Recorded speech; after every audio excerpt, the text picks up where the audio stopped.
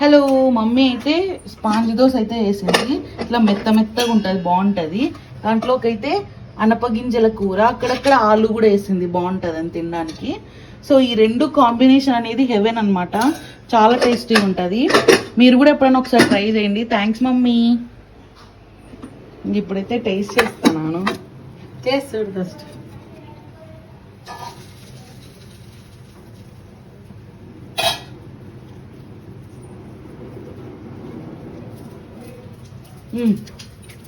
బాగుంది, బాగుంటుంది. అనపగింజలతో పిసివేల కూర దోశ కాంబినేషన్ అదిరిపోయింది. టేస్ట్ ఇది పూర్వకాలం నుంచి ఇది ఫేమస్ బా.